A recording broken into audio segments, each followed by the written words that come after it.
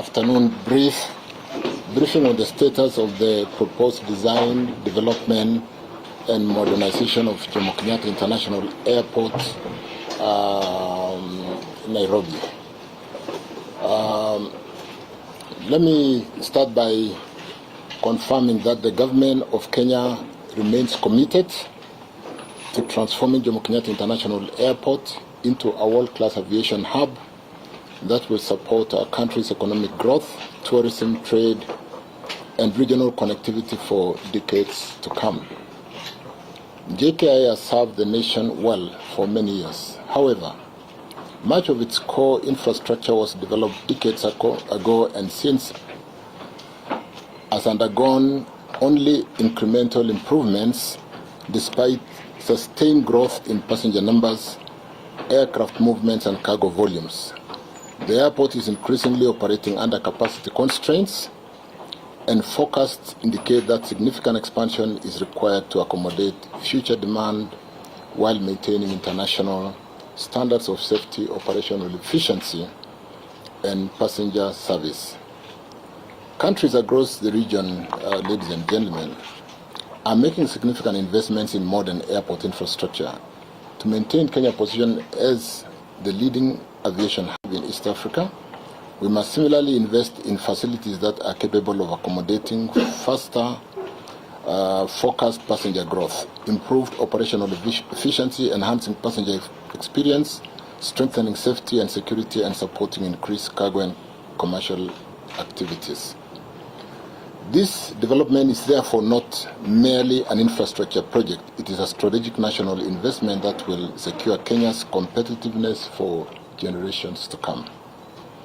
Recognizing this need, the government commissioned the preparation of Jomo Kenyatta International Airport Master Plan and feasibility study undertaken by a renowned global engineering planning and project management consultancy firm consistently ranked among the world-leading engineering firms and recognized internationally for its expertise in airport planning, aviation infrastructure, and the delivery of major international airport developments. The master plan and feasibility study was developed over a period of 1 year, sometimes from February last year to February this year, through a comprehensive technical planning process and consultations with stakeholders. We worked with the Ministry of Tourism, worked with the Ministry of Trade, worked with the Ministry of Agriculture, because you know we are one of the world-leading exporter of cut flowers and so on and so forth, and we have had challenges with freighters of taking flowers and so on. The study established that the long-term vision and phased development strategy for Jomo Kenyatta International Airport and identified the optimal expansion program required to meet Kenya's aviation needs for decades to come. Following completion of the master plan and feasibility study, the government proceeded to develop a comprehensive concept design for the proposed airport expansion and prepare the complete tender documents required for the procurement of the design and build contractor, including employer requirements.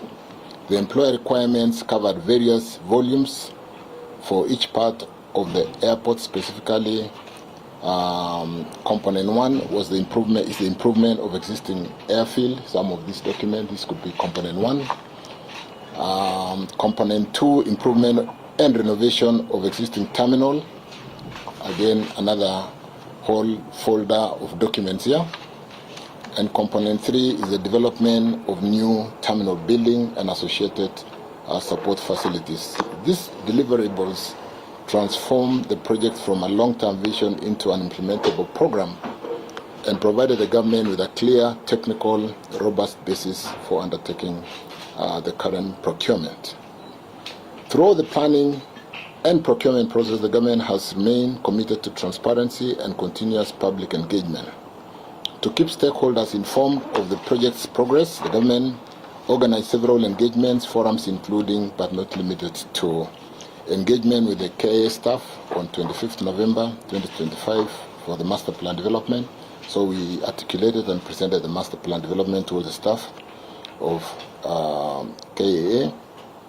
We have also presented the master plan presentation to Kenya Aviation Workers Union on 23rd February 2026 at KIA headquarters.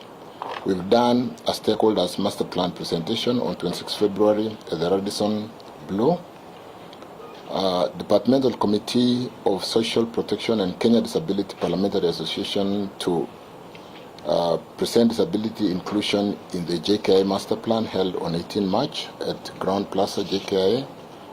We also did invite members of the media, and you came in large numbers for the media briefing at the Fairview Hotel on 10th March 2026, where we presented some of the master plan deliverables and the feasibility study. The National Assembly Committee for Transport and Infrastructure between 26th and 28th of March at Pride Inn in Mombasa. Prospective bidders site visit and engagement on 8th and 9th April 2026. The State Department for Aviation and Aerospace Development subsequently issued the request for proposal for the design and build contractor on the 3rd of March 2026, which was advertised publicly. The bidding process closed on 14th May 2026, and the bids were open in accordance with the provision of the Public Procurement and Asset Disposal Act and the applicable procurement procedures. The procurement was undertaken through an open international competitive bidding process, providing equal opportunity to all qualified local and international firms.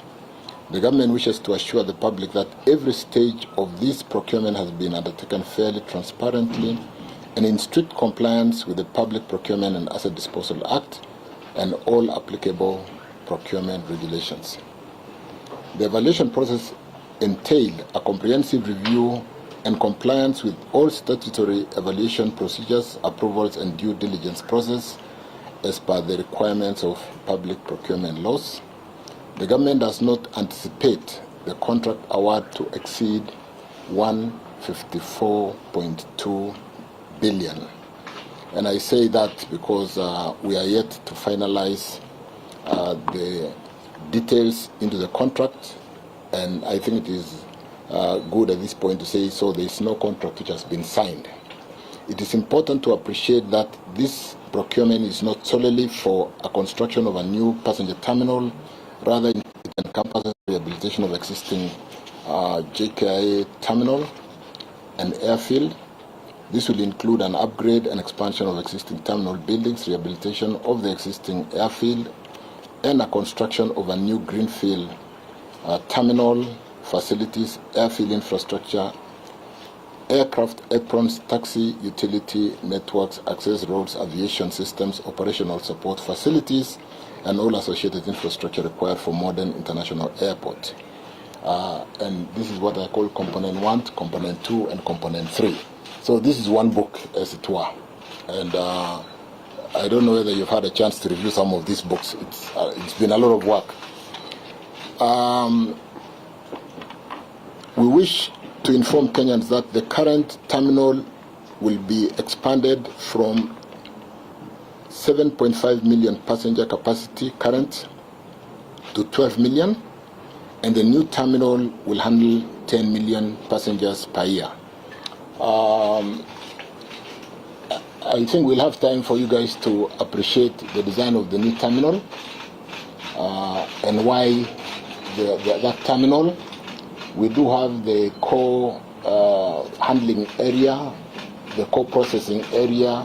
On one side, it is an X design to accommodate the planes and movements on the 3 other sides, while making sure that the distances from the core is quite comfortable for the passengers arriving, and so that there'll be no running through long distances. So we'll then be able to build up through this project an airport of capacity of 22 million passengers or clients per year.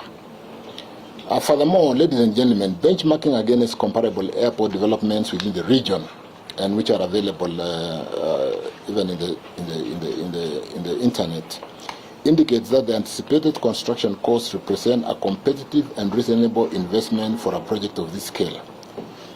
Complexity and strategic importance. Comparing the terminal building cost with regional infrastructure of similar magnitude shows that our anticipated costs are lower. We've looked at the unit cost of what we are developing in terms of what you may call under IATA standards category B or category C level of service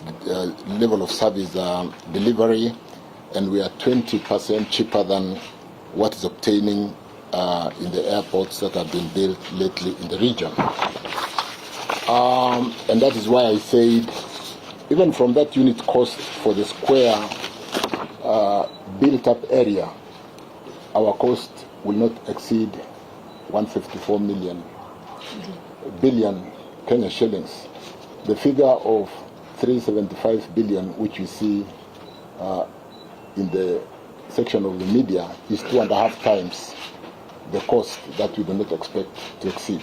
It is 250%, 2.5 times. As regards financing of the project, ladies and gentlemen, the government is working on structuring a financing model and has onboarded Trade Development Bank and the Africa Finance Corporation as lead arrangers to structure the financing.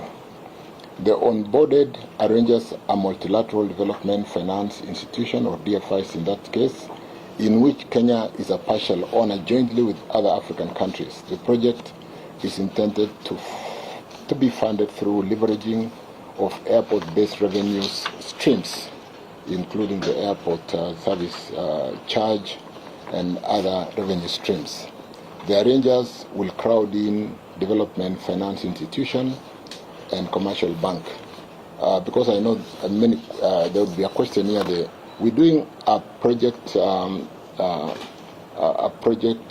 financing, in which case you need to do a debt equity, and to the extent that we need to raise 30% equity and go to the lenders through these arrangers for 70% debt, there'll be so much disclosure requirements that if we do not do what it takes, you then don't reach financial close, and therefore you don't have a project. And therefore, the level of disclosure when we open the data room to ensure that we succeed and deliver this airport we are committed to deliver to Kenyans will be properly undertaken, part of the disclosures we are making to you today to clarify the misinformation which is out there. The government has taken note with serious concern reports appearing in sections of the media, particularly in the standard newspaper media houses, own Kenyan media houses owe Kenyans a high duty of care not to intentionally or by careless misinform Kenyans. We wish to clarify that the company referred to in those reports, I think there's a company which has been referred to, did not participate in this procurement process as a bidder and has no role, involvement or association whatsoever with this project. They also are not part of or parcel of, they are not part and parcel of the contractors who submitted bids to this tender. Furthermore, I say this because all contractors are required or were required to submit a legally binding disclosure of all parties in joint ventures, and in none of them is the said entity part of any of the contractors who submitted the bids. We therefore urge the public to rely on official government communication and verified information. In the same spirit, we further caution the media against publishing such unverified information and invite them to retract their false reporting. We are available, gentlemen, to clarify this is a mega project of magnificent, basically significant importance in this country. As we all know, we needed to build the airport from way in 2014, the Greenfield, and we have not succeeded to date. So we really want to urge the media that we are available to clarify any issues whenever we need to communicate to Kenyans. The government therefore remains committed to delivering this landmark project in a transparent, competitive and accountable manner, ensuring value for public investment while positioning Kenya to remain the premier aviation hub of East Africa for generations to come. I thank you. I'll take questions. Name, question. We take 3 questions and we can do another round. Yes, please. Thank you, Mr. Let me just. I've been told to clarify one thing so that we are more clear about the fact that we are not just displaying documents here. The component 1 documents, which are basically sitting here, are a series of, just open for me, PS, are define the requirements for rehabilitation and resurfacing of the existing airfield, the improvement works for airfield components expected to be implemented over 15 months, and we should finish that project in 15 months. And therefore, we will need to go, and what we are doing is confirming that our definitions, ticking every box to make sure that every bullet is being adhered to in respect to all aspects of the optimization of this airport. Component 2 is all here, up to all these books, and it is all one book, though we have bound them differently. And those ones are the improvement and renovation of the existing terminals, intended to enhance the airport operation capacity from 7.5 million to 12 million per year passengers, thereby meeting forecast demand up to the year 2029. The improvement works for the existing terminal component is expected to be implemented over a period of 18 months for construction and 24 months of defect liability or notification period. And component 3 is over there. These are in respect of development of new terminal, 10 million capacity per annum, and associated supporting facilities. This will entail a new passenger terminal building planned as the cornerstone of the terminal expansion strategy. The terminal is designed to accommodate both domestic and international passengers. The terminal building will have capacity to accommodate 10 million passengers per annum, while safeguarding sufficient land for future use to meet further passenger growth. Its location has been strategically selected to ensure seamless integration with existing and future taxiway, aprons and ground access systems, thereby optimizing passenger and aircraft flow. The expansion works are expected to be completed within 36 months with a defect liability period of 24 months. Having seen the master plan, we have done complete master planning to support the use of that 12,000 hectares up to the year 2050 in the master plan that we presented to the media and that we have presented to the stakeholders in the various meetings that I talked about. I thank you. You can take questions now.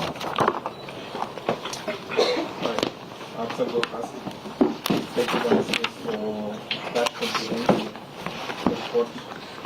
I have 2 questions. That is Mr.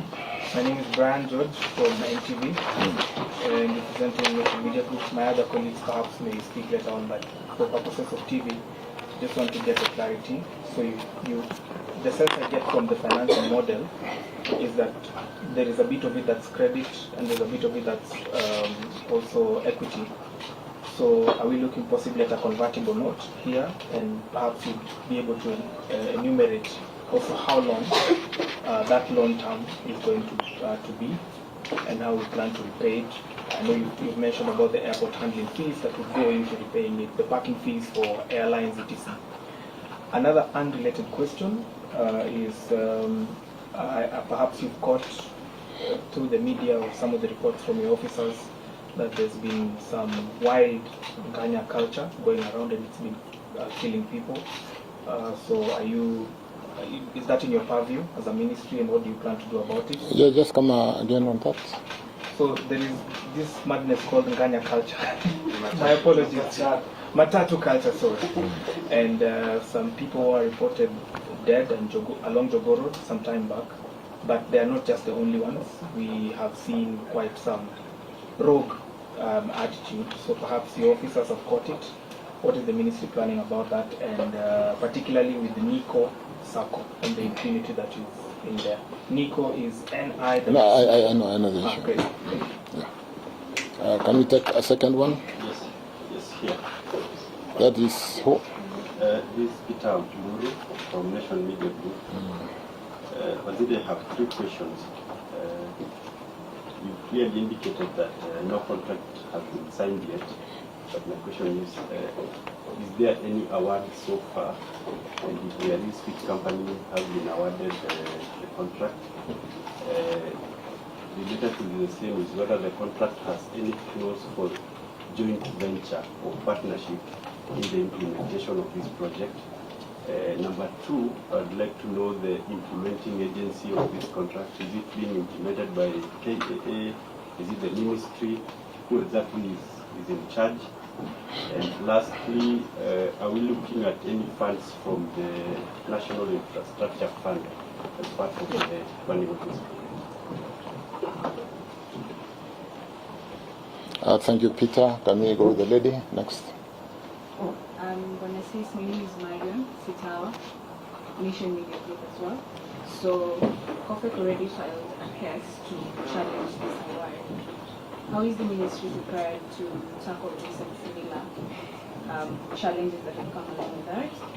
And then another question is that, is there any information whether the other bidders have also challenged the procurement?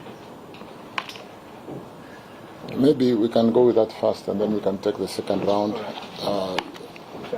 So, Brian, on the financial model, I did indicate that when you're doing a project finance, I did a lot of project finance in energy, where you look at the bankability of a project, so that when you're looking for debt, the owners of capital would like to know the project is bankable. So a lot is called upon the project owner to really articulate numbers that can sustain for the period of the facility that the lenders would be providing. So looking at the various revenue streams for KIA, looking at including, of course, like I said, the air passenger, whatever, would be seeking to raise 30%. Those are the instructions being given to Africa Finance Corporation and Trade Development Bank, and structure an off-balance sheet financing, because you'll appreciate the fact that there is a debate about the finance bill at the moment and whether we are going to raise taxes, and we cannot really compete on social investments in school capitation or in the social space to build an airport that has a very good bottom line, if well managed.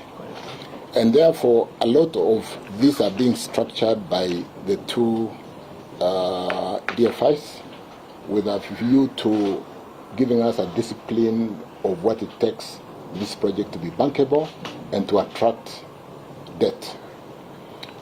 Of course, we also want to reduce the level of pricing of risk using NIF funding by really convincing NIF, when it is constituted and is in place, to basically look, because NIF will work in the standards of a DFI, in defining the cost of equity, because you do appreciate that the purpose of NIF is to de-risk and have that multiplier. That's why when we say we are raising so much and we can multiply by so much, we don't intend to use NIF to plug in the full 30%.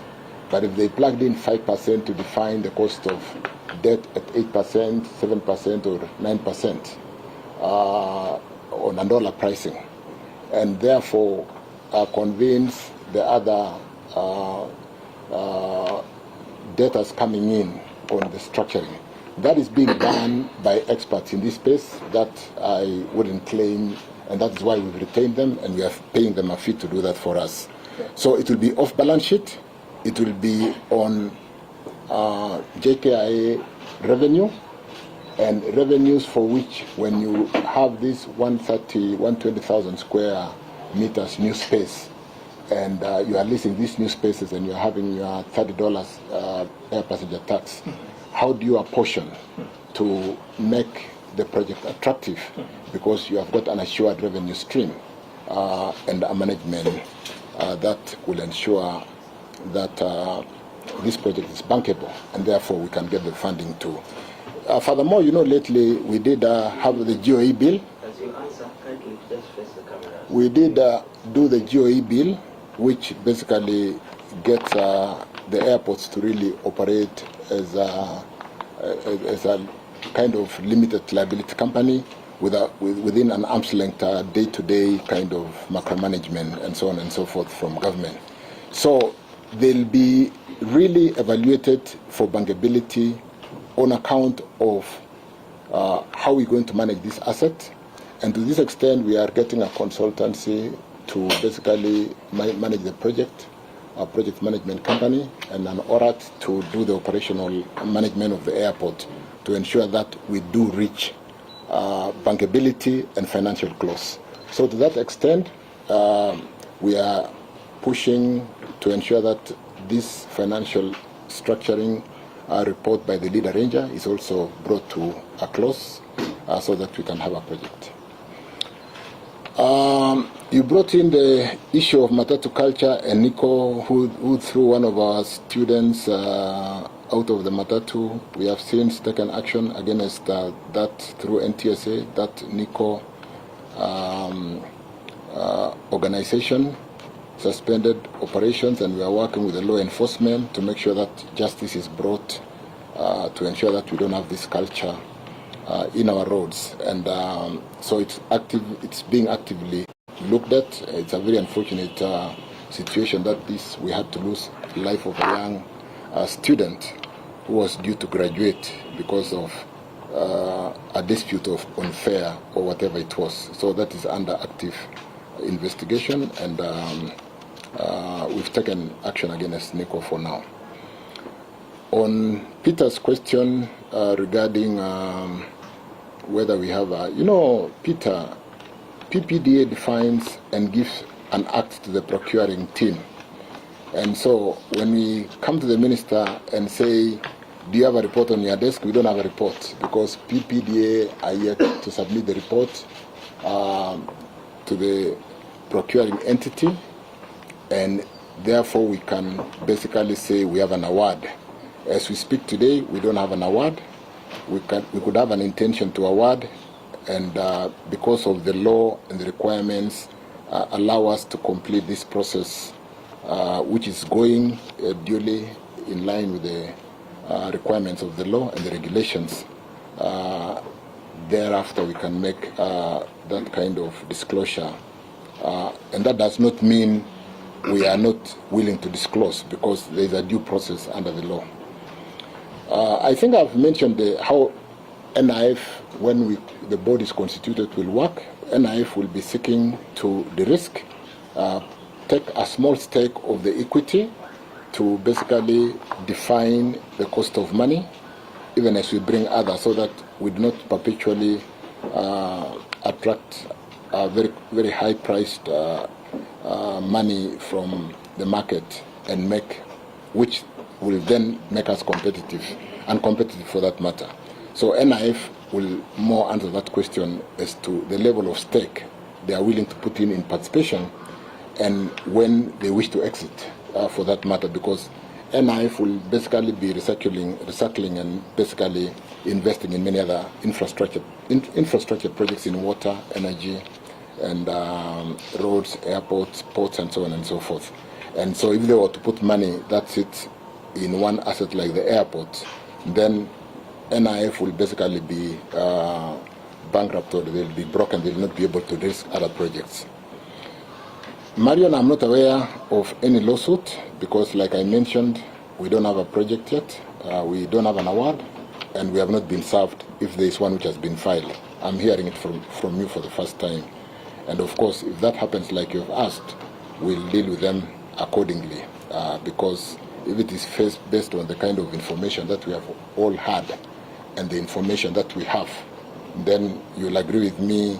What is the intention of publishing a figure of 375 billion when the project is 150, 160 billion, 2.5 times? It doesn't add up. What is the purpose of dragging a company who has not participated in the bid or is not in any JV or partnership with any of the bidders? Basically, if that would be the basis of that concern, then would want to urge the relevant parties, based on the disclosures and information, that this is being handled transparently. Can we take the second round of questions? Yes. Yes, my name is Trevor Mendo from KBC. I have two questions, one on aviation and another on applicant item. And on aviation, I want to mention about Wilson Airport. You know, MPs visited there sometime a few weeks ago, and they ordered JKIA to accelerate efforts to complete the construction and the repairs there. Airline operators are also complaining of billions or millions in losses because of the repairs, that no completion in sight. What can you say about that? Also, secondly, I know that a VRT project was allocated 587 million shillings in the 2026-2027 budget. I'd love to know from you, maybe in regards to the stalling of the Thika with the VRT, maybe what are some of the outstanding issues that that have prevented the progress on the corridor? And also, still on that amount, what corridors will be prioritized? Is it the line 2, the Thika road, what's in the VRT in the budget? I think that's for now. Waziri, you forgot one question. You forgot one question, Waziri. The implementing agency of this project, is it KIA or the ministry? And then also, in relation to the BRT project, I understand there's some 50 million euros that's coming from the European Parliament. This was declaration from the House in PS, Charles Hinger, at the World Urban Forum in Baku, Azerbaijan. Where are we with that, receiving that money? I know it was a grant, 50 million euros from the European Union Parliament. Thank you. Waziri, could you also help us break down the 154.2 billion shillings? You mentioned that government does not expect the contract to exceed that amount. I just want to understand the pricing formula, how you are arranging the figure. We've not done such an airport before. Where the figure coming? Why don't you give me name and media house so that we are structured, so I know what I'm answering. Jasmine, that's Jasmine. Jasmine, thank you, Jasmine. Yes, Esther Diana from the Standard Media Group. Mine is with regards to transparency, and you've picked out a few headlines from the previous days, and we'd just like to understand with regards to these particular projects. We're already seeing a lot of pushbacks, especially from the Law Society of Kenya. We've also seen lawmakers pushing back on this particular issue, but in your case you say that the process has been very transparent, so then people are rather likening these to the Adani deal. What are you doing to ensure that we avoid a similar pushback like the one we had with the Adani deal? And also you quoted 375 billion. I think that was a standard headline a few days ago. So maybe just to give us a clear picture, because from your perspective, it feels like we misreported. What is the right narrative? And also at this stage, I believe if we're going through this process, you have a figure. Who is being awarded this thing? Your name again was? Esther Diana. Esther. Let me take those very quickly. Esther Diana. Yes. Okay. The implementing agent, to be fairly straightforward, is JKIA. I think that's fairly straightforward. There is no ambiguity there. With regard to Trevor, question on aviation, there's a lot of work we are doing, Trevor, at the Wilson Airport. We do appreciate the challenge that we have faced at Wilson Airport, and currently we are rehabilitating one of the runways is closed. We are awarding shortly a tender for rehabilitation of all the aprons. We will certainly want to, the study, part of the master plan study that was done by Sidara was for Wilson Airport, and we'll be implementing to clean up and get Wilson to be what it ought to be, being one of the busiest airports in Africa. So there's a lot of attention we are paying there. On your second question on the BRT and prioritization, we will be, when we had the public transport sector challenge the other day on account of the global pricing of petroleum products, we realized that we have to pay attention to public transport. We have to work more closely with the public sector transport while providing the infrastructure and even to some extent organizing the public sector transport system, because some of the BRTs are dimensioned to come with electric buses, and yet we do not wish to entirely run the transport company as a government. So we will be working very closely with the public transport sector in dimensioning and facilitating the mobility in terms of the buses, even as government builds the infrastructure in the BRT lines. And that is why you have started seeing a budgetary allocation in the BRT. Very shortly, we will be working on the BRT line, is it line 5, the one on Thika Road? We have moved it from Namata because there are budgetary challenges. It works more from a regulatory perspective, and that will now be implemented by Kenya. So we'll see that line being actualized in a short while. What is just slightly delaying us at the moment is we are looking at, you've had our pronouncement regarding providing an expressway to Thika, and based on the visibility, based on the studies, optimization study to see the traffic, whether an expressway is bankable, because it will be done by the private sector as a concession. We are checking realignment and ensuring that the BRT line is not being built where we will possibly be having the structure supporting the expressway. So a lot is going to be happening shortly in the BRT, given the fact that the public sector contributes up to 8 to 10% of GDP, and it is not a space where we want to leave the public sector alone to struggle. So we'll work jointly.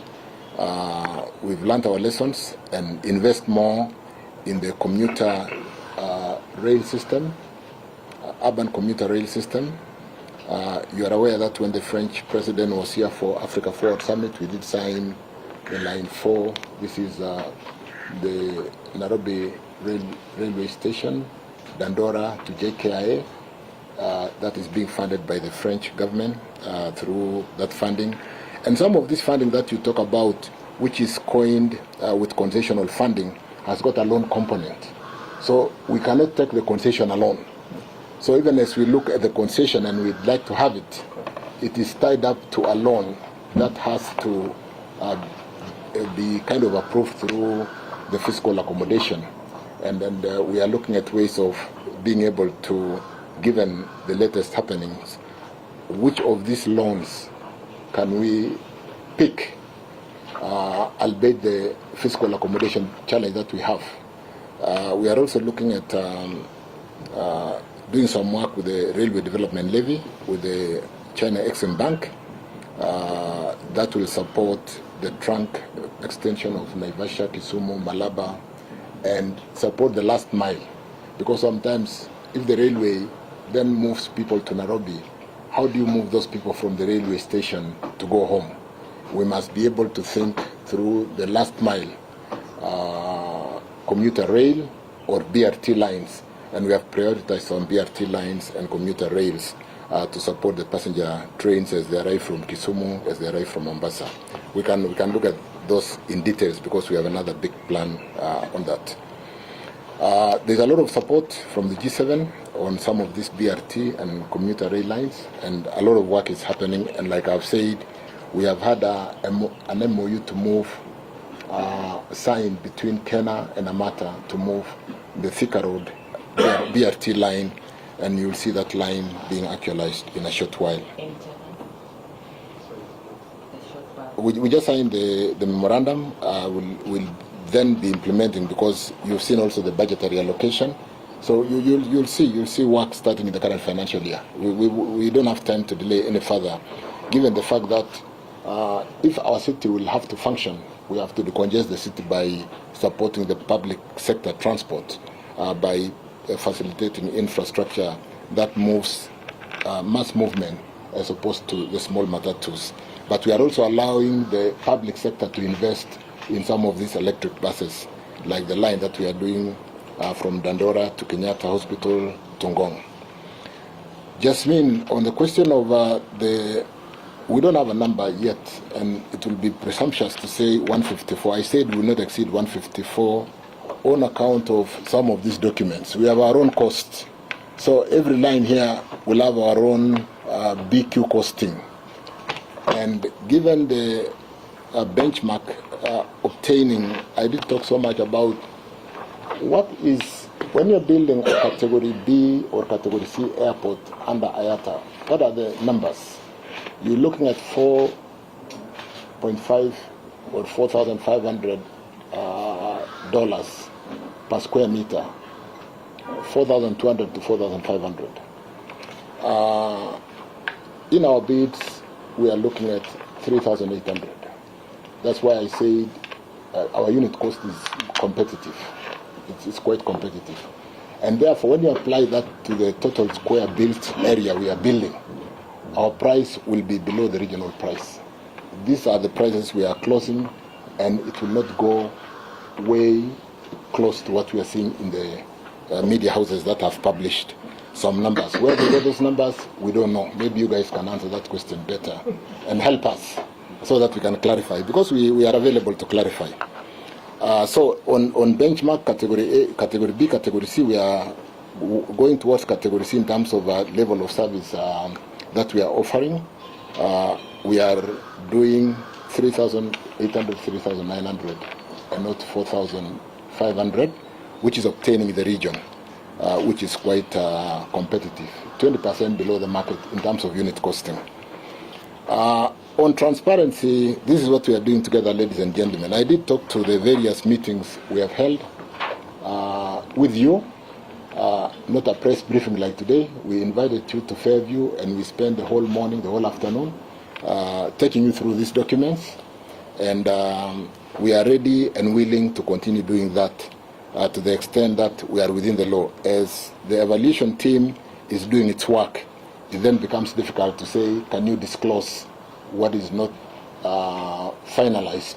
Because if we are negotiating and we say we have a price, then how do you continue negotiating when you have announced a price and yet we have not agreed?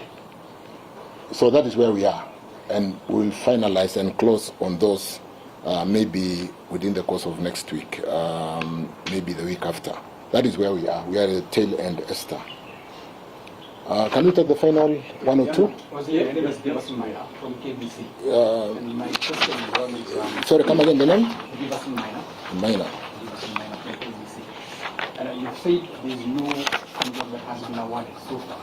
So my question is, at what stage are you at in terms of all that process? And then secondly would be, what are the timelines of the kickstarting of the project and the completion date?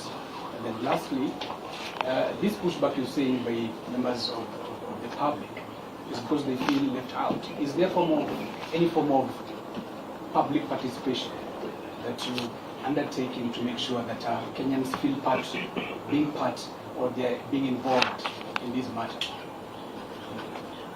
Waziri, my name is Anok Sikolia. from CGTN.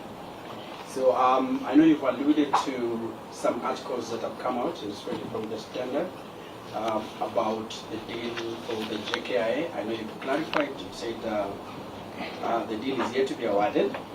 But there is one particular face that has been prominent, and this person is known as, say, a dealer, a deal maker.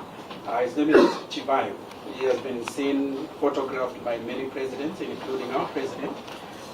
So the question would be, is he playing any role in this process? Because his name has really come out and has been prominent in media circles. Number two, you talked about BRT. Then what came out from what you are saying is another retrofitting. Given that the first one that was happening in Thika Road was already retrofitting. If we have to move it again, what it means is that we are losing some 2 billion that had already been pumped into the BRT, and now we have to reinvest. So my question would be, why is it hard for us, even as we anticipate, even as we do the census, to come up with a proper plan, and given the population increase and everything, and just do one wholesome project that encompasses? Because one thing that I've seen and I've noted around the country is that we don't complete our projects. Most of our roads are never incomplete, no lights, no pedestrian, either footpath, walkways. Our roads are always incomplete. So at a particular time, and when you ask around, you find that in most cases, the money cannot be accounted for the other amenities that are supposed to help the people. So are we going to see another time when we are going to retrofit again on Thika Road?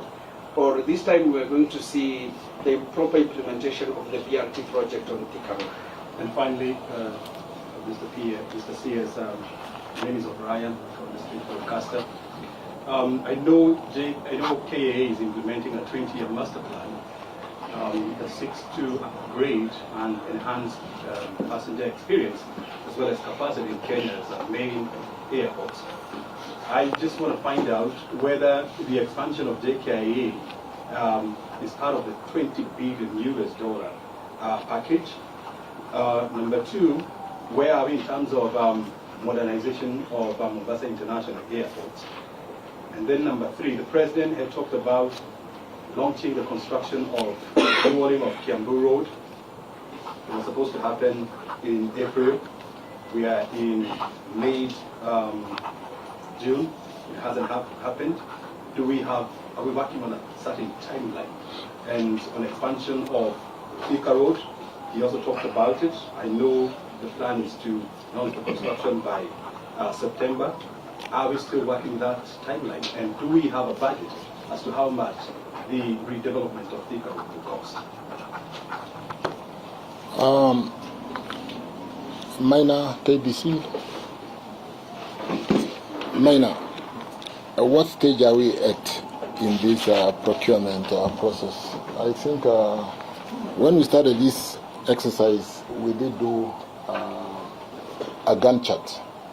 I think when we retire, the Gantt chart will remain in the boardroom, and I think we just basically overrun by 2 weeks in terms of the planning that we had given ourselves on the various deliverables and the responsible parties, including the disclosures that we have made. So, public participation depends on how do you reach all Kenyans, and we rely on public participation, could be even what we are doing now. And we've done within the purview of an EPC contract, engineering procurement, and to the fact that it is publicly advertised, all this kind of information has been available. We could, of course, do much, much more within that timeline that we are talking about to ensure that we deliver an airport to serve Kenyans in the shortest possible time. At what stage are we, and when do we close? Like I did indicate that we do expect the procurement team, which was constituted in line with the law, to finalize their work sometimes next week. and therefore submit the report to the procuring entity for sign-off. To basically come in under the law and as minister and say I have to have a role in the procurement is to play outside the law. So why don't you allow us to, and like we've said, it is not anywhere close to the numbers we are hearing. I've said on a unit costing, we are 80% or 20% cheaper than what has been implemented in the region. And I'm addressing Kenyans as minister. Those are the numbers we have in terms of level of service that we are delivering, category C airport, and the obtaining unit cost per square meter. That is what we have. So we don't have that price of 375 on the square built, on the built area square meters and the various costings of the various components in component 1, 2, and 3. We definitely are very competitive. It was an EPC. It is governed by law, the Public Procurement and Disposal Act, and therefore allow the procurement team to finish so that we do not announce what has not been signed off.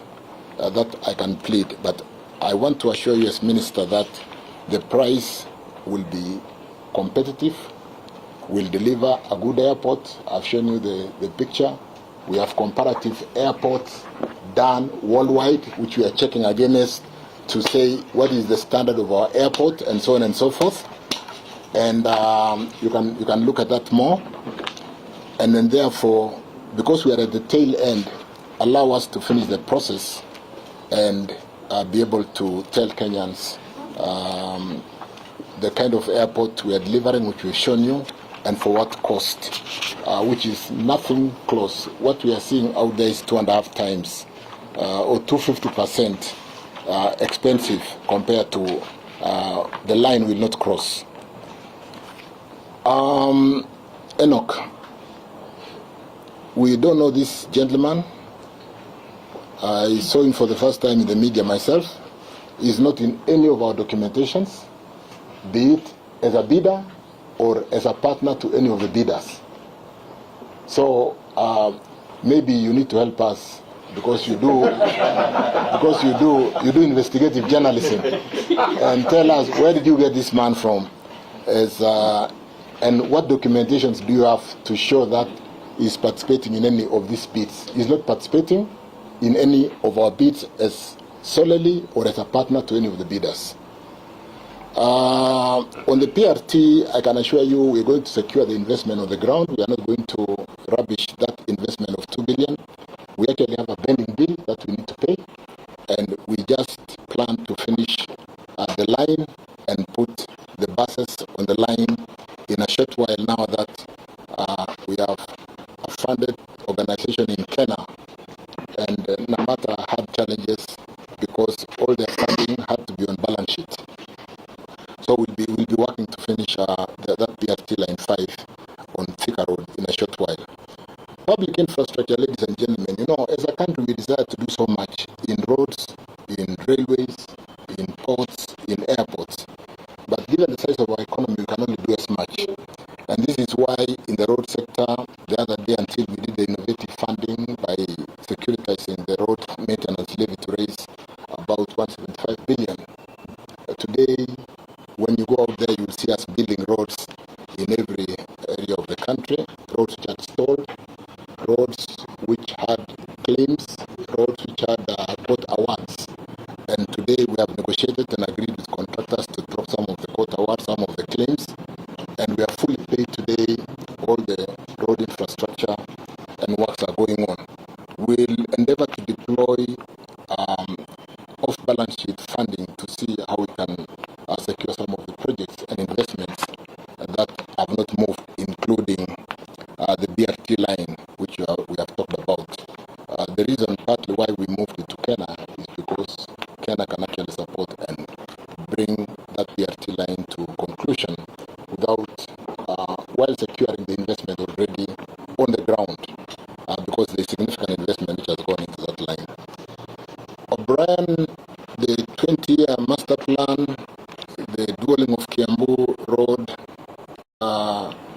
me start with the dualling of Kiambu Road, which is basically, it will be a concessioning.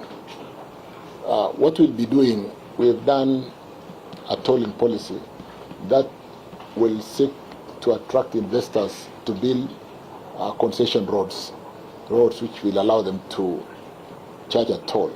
So when you are around Thika and you want to enter the expressway, you can enter the expressway and pay a small fees, which is done in line with the PPP kind of regulations to make sure that the investments are not do not exploit Kenyans.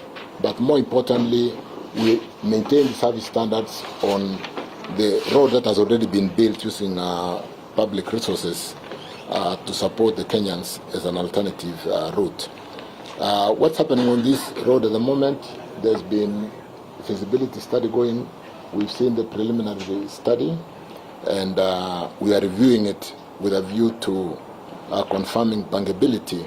And you know, when you talk to bankability, you don't want the bankability where somebody's telling you, because of traffic, I want to charge 30 shillings per kilometer.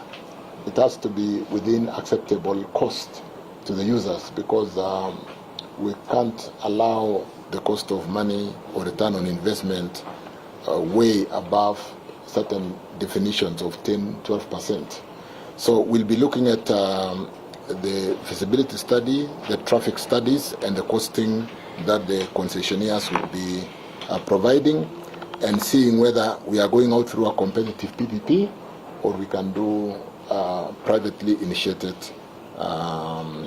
project to close that. Brian, I didn't understand your question on the $20 billion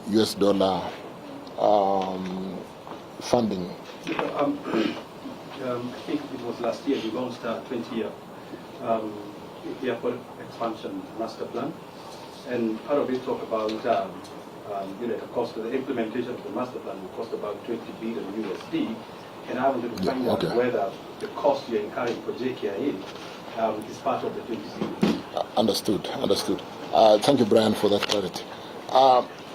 In the planning, we do understand and appreciate what it costs to build infrastructure, and therefore, how do we attract investment from various equity participants, be it as concessionaires, to build some of our bankable roads? How do we attract ordinary revenue from the treasury for the support? How do we use some of the road maintenance levy? And that is the 20 billion requirement to support the road infrastructure. And you will also be aware that when we have talked to NIF, National Infrastructure Fund, we are looking at bankable roads to be moved out of the government-funded projects to be built by the private sector. The money that would have then otherwise gone to building Nakuru Mau Summit, Rironi Nakuru Mau Summit, because government could have just looked for funds on balance sheet to build that road. But the money that would have then had to go to that road, which is a bankable road, given the fact that we have alternative route for the road users, can go to open the social infrastructure in areas that are yet to be opened. So we'll be adding up to see what goes into the bankable concessioning. We have identified some 25 roads that can be concessioned out. That will unlock so much government funding into those roads in building and maintaining to support the more rural roads that we need to open in the areas that are not open to get people and goods to market, and so on and so forth. So I think we'll need to sit down and talk about how infrastructure will be built on the base of the challenged fiscal accommodation, and to the extent that we are able to have innovative ways of recycling assets through the initiative like NIF, areas like securitization, looking at private sector participation in bankable infrastructure, and therefore government can look at the more social investment in infrastructure, because infrastructure is very expensive. It is very expensive. And if we don't do that, we will basically lag behind, because how do you get people and goods to market and movement of people if we don't do that?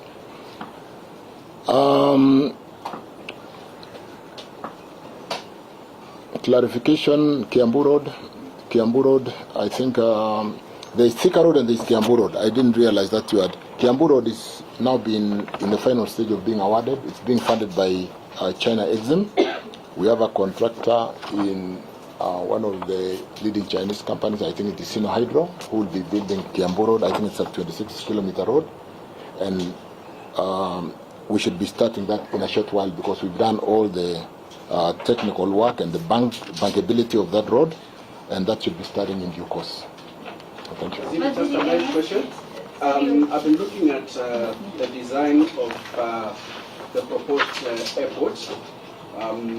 Looks quite similar to Daxing Airport in Beijing. The difference probably is the roof that was inspired by Octopus. So I just want to know what inspired the design of, for example, our roof on the entire airport. When we look at, we can talk into that. A lot of work has gone into what inspired the design of our airport. You'll see a bit of tectonics inspired by the rift. You'll see a bit of, there was a bit of culture. Did we bring in culture? Wekesa, what inspired, who participated here? It is inspired by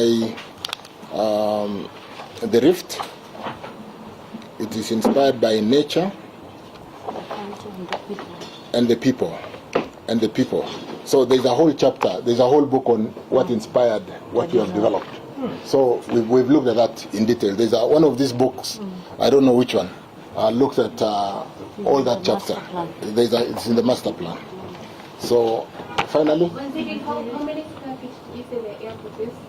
we're doing a 130 square meters for the new airport, and the old airport will move to 70,000. So you said 120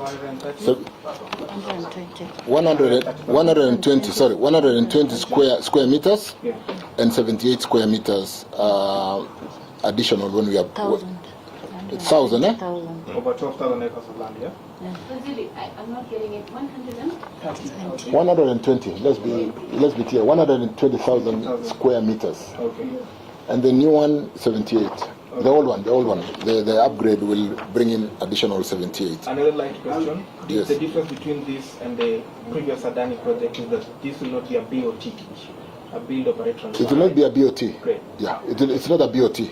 That's very clear. It's not a BOT. Waziri, ya mwisho kabisa. I thought Brian had said last. Since you seem to understand the bidders, because you can tell that Chivayo is not a partner to any of the bidders. Can you please tell us who are the bidders?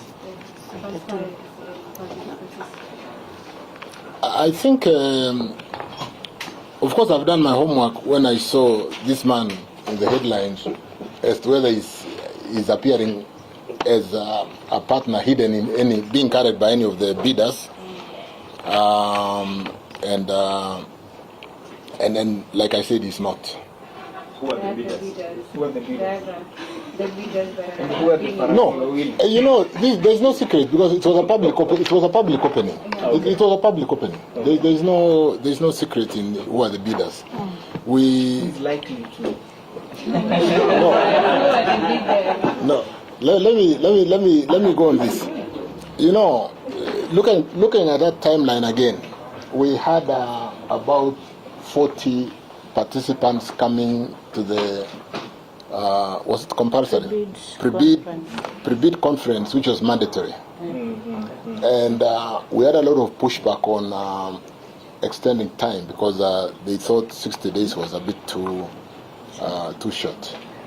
But because we had done our planning, we stood our grounds that, look, if you have capacity and you have built airports, because we don't want to get into a situation where we are having everybody just wanting to participate for the sake of participating. We got two very strong bidders. Okay. We got two very strong bidders, Sino Hydro, that is TECO, Stekol is one of the companies who are in this country in energy. They are in roads, they are in airports. They have done some work at the JKIA. The other bidder is it CRBC? CRBC. Those are the two bidders who, up to now, are on the we are looking at. Yeah. And then, like I said, it was the public opening was we had a full house like this, so it is not it's not a secret who is participating. So for us in your Asanteni sana. Thank you so much. Asante. Sasa off camera, kama mnataka mimi niwaeleze anything about these documentations, I'm still available. But what's wrong with them? Yeah.